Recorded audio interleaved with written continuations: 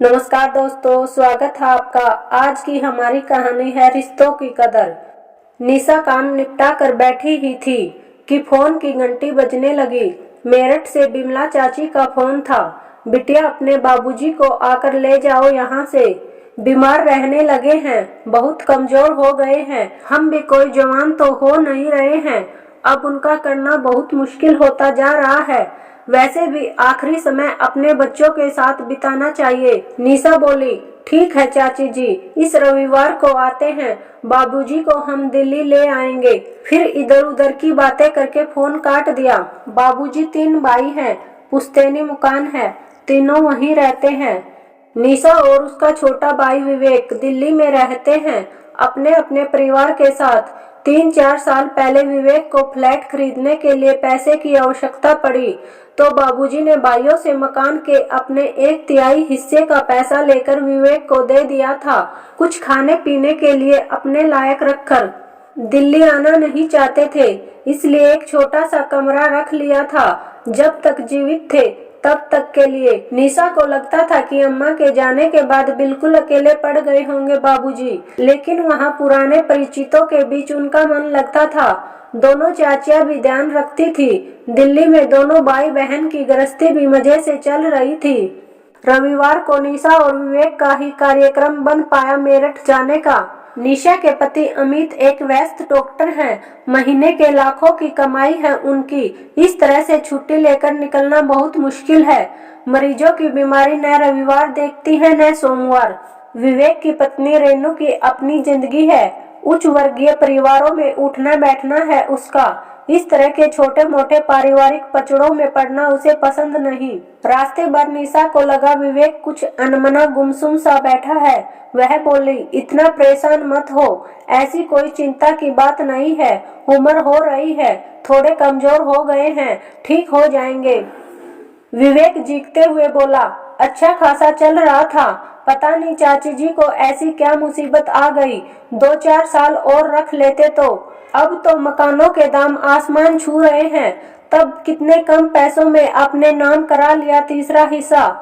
निशा शांत करने की मनसा से बोली, ठीक है न, उस समय जितने भाव थे बाजार में उस हिसाब से दे दिए, और बाबूजी आखिरी समय अपने बच्चों के बीच बिताएंगे तो उन्हें अच्छा लगेगा। विवेक उत्तेजित हो गया, बोला, दीदी तेरे लिए यह सब कहना बहुत आसान है, 3 कमरों के फ्लैट में कहाँ रखूंगा उन्हें। रेनू से किटकिट रहेगी सो अलग, उसने तो साफ मना कर दिया है, वह बाबूजी का कोई काम नहीं करेगी। वैसे तो दीदी लड़कियां हक मांगने तो बड़ी जल्दी खड़ी हो जाती हैं, करने के नाम पर क्यों पीछे हट जाती हैं। आजकल लड़कियों की शिक्षा और शादी के समय में अच्छा खासा खर्च हो जाता है। तू क्यों नहीं ले जाती बाबूजी को अपने घर, इतनी बड़ी कोठी है, जीजाजी की लाखों की कमाई है। निशा को विवेक का इस तरह बोलना ठीक नहीं लगा। पैसे लेते हुए कैसे वादे कर रहा था बाबूजी से, आपको किसी भी वस्तु की आवश्यकता हो आप निसंकोच फोन कर देना, मैं तुरंत लेकर आ जाऊंगा। बस इस समय हाथ थोड़ा तंग है, नाम मात्र पैसे छोड़े थे बाबूजी के पास और फिर कभी फटका भी नहीं उनकी सुध लेने। निशा, तू चिंता मत कर, मैं ले जाऊंगी बाबूजी को अपने घर। सही है, उसे क्या परेशानी, इतना बड़ा घर, फिर पति रात दिन मरीजों की सेवा करते हैं, एक पिता तुल्य ससुर को आश्रय तो दे ही सकते हैं। बाबूजी को देख उसकी आंखें भर आई, इतने दुबले और बेबस दिख रहे थे। गले लगते हुए बोली, पहले फोन करवा देते, पहले लेने आ जाती। बाबूजी बोले, तुम्हारी अपनी जिंदगी है, क्या परेशान करता। वैसे भी दिल्ली में बिल्कुल तुम लोगों पर आश्रित हो जाऊंगा। रात को डॉक्टर साहब बहुत देर से आए, तब तक पिता और बच्चे सो चुके थे। खाना खाने के बाद सुकून से बैठते हुए निशा ने डॉक्टर साहब से कहा, बाबूजी को मैं यहाँ ले आई हूँ। विवेक का घर बहुत छोटा है, उसे उन्हें रखने में थोड़ी परेशानी होती। अमित के एकदम तेवर बदल गए। वह सख्त लहजे में बोला, यहाँ ले आई हूँ से क्या मतलब है तुम्हारा। तुम्हारे पिताजी तुम्हारे भाई की जिम्मेदारी है। मैंने बड़ा घर वृद्धाश्रम खोलने के लिए नहीं लिया था, अपने लिए लिया है। जायदाद के पैसे हड़पते हुए नहीं सोचा था साले साहब ने कि पिता की करनी भी पड़ेगी। रात दिन मेहनत करके पैसे कमाता हूँ, फालतू लुटाने के लिए नहीं है मेरे पास। पति के इस रूप से अनभिज्ञ थी निशा। रात दिन मरीजों की सेवा करते हो। मेरे पिता के लिए क्या आपके घर और दिल में इतना सा स्थान भी नहीं है? अमित के चेहरे की नसें तनी हुई थी। वह लगभग चीखते हुए बोला, मरीज बीमार पड़ता है, पैसे देता है ठीक होने के लिए, मैं इलाज करता हूँ, पैसे लेता हूँ। यह व्यापारिक समझौता है, इसमें सेवा जैसा कुछ नहीं है। यह मेरा काम है, मेरी रोजी रोटी है। बेहतर होगा तुम 1-2 दिन में अपने पिता को विवेक के घर छोड़ आओ। निशा को अपने कानों पर विश्वास नहीं हो रहा था। जिस पति की वह इतनी इज्जत करती है, वे ऐसा बोल सकते हैं? क्यों उसने अपने भाई और पति पर इतना विश्वास किया? क्यों उसने शुरू से ही एक एक पैसे का हिसाब नहीं रखा? अच्छी खासी नौकरी करती थी। पहले पुत्र के जन्म पर अमित ने यह कहकर छुड़वा दी कि मैं इतना कमाता हूँ, तुम्हें नौकरी करने की क्या आवश्यकता है? तुम्हें किसी चीज की कमी नहीं रहेगी। आराम से घर रहकर बच्चों की देखभाल कर। आज अगर नौकरी कर रही होती तो अलग से कुछ पैसे होते उसके पास, या 10 साल से घर में सारा दिन काम करने के बदले में पैसे की मांग करती तो इतने तो हो ही जाते कि पिताजी की देखभाल अपने दम पर कर पाती। कहने को तो हर महीने बैंक में उसके नाम के खाते में पैसे जमा होते हैं, लेकिन उन्हें खर्च करने की बिना पूछे उसे इजाजत नहीं थी। भाई से भी मन कर रहा था कह दे, शादी में जो खर्च हुआ था वह निकाल कर जो बचता है उसका आधा आधा कर दे। कम से कम पिता इज्जत से तो जी पाएंगे। पति और भाई दोनों को पंक्ति में खड़ा करके बहुत से सवाल करने का मन कर रहा था। जानती थी जवाब कुछ न कुछ तो अवश्य होंगे, लेकिन इन सवाल जवाब में रिश्तों की परतें दर परतें उखड़ जाएंगी और जो नग्नता सामने आएगी उसके बाद रिश्ते ढोने मुश्किल हो जाएंगे। सामने तस्वीर में से जागती 2 जोड़ी आंखें जीवा पर ताला डाल रही थी। अगले दिन अमित के अस्पताल जाने के बाद जब नाश्ता करके निशा बाबूजी के पास पहुंची तो वे सामान बांधे बैठे थे। उदासी भरे स्वर में बोले, मेरे कारण अपनी गृहस्थी मत खराब कर। पता नहीं कितने दिन है मेरे पास, कितने नहीं। मैंने इस वृद्धाश्रम में बात कर ली है, जितने पैसे मेरे पास हैं उसमें मुझे ये लोग रखने को तैयार हैं।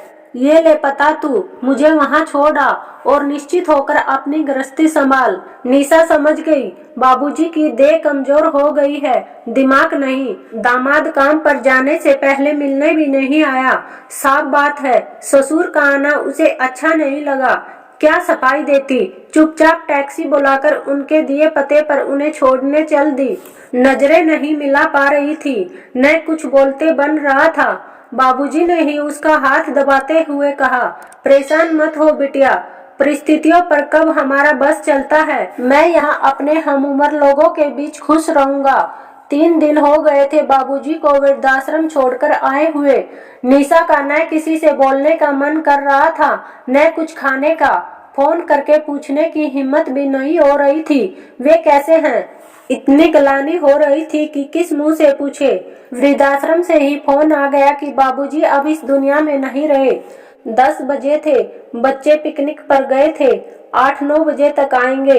अमित तो आते ही 10 बजे तक हैं। किसी की भी दिनचर्या पर कोई असर नहीं पड़ेगा, किसी को सूचना भी क्या देना। विवेक ऑफिस चला गया होगा, बेकार छुट्टी लेनी पड़ेगी। रास्ते भर अविरल अश्रुधारा बहती रही। कहना मुश्किल था पिता के जाने के गम में या अपनी बेबसी पर। आखिरी समय पर पिता के लिए कुछ नहीं कर पाई। 3 दिन, केवल 3 दिन अमित ने उसके पिता को मान और आश्रय दे दिया होता तो वह हृदय से अमित को परमेश्वर मान लेती। वृद्धाश्रम के संचालक महोदय के साथ मिलकर उसने औपचारिकताएं पूर्ण की। वह बोल रहे थे, इनके बहू बेटा और दामाद भी है। रिकॉर्ड के हिसाब से उनको भी सूचना दे देते तो अच्छा रहता। वह कुछ समझ चुकी थी, बोली, नहीं इनका कोई नहीं है, न बहू न बेटा न दामाद, बस एक बेटी है, वह भी नाम के लिए। संचालक महोदय अपनी ही धुन में बोल रहे थे। परिवार वालों को सांत्वना और बाबूजी की आत्मा को शांति मिले। निशा सोच रही थी बाबूजी की आत्मा को शांति मिल ही गई होगी। जाने से पहले सबसे मोह भंग हो गया था। समझ गए होंगे कोई किसी का नहीं होता, फिर क्यों आत्मा अशांत होगी। हाँ, परमात्मा उसको इतनी शक्ति दे कि किसी तरह वह बहन और पत्नी का रिश्ता निभा सके। ये पैसा ही है जो हर एक रिश्ते की रिश्तेदारी निभा रहा है।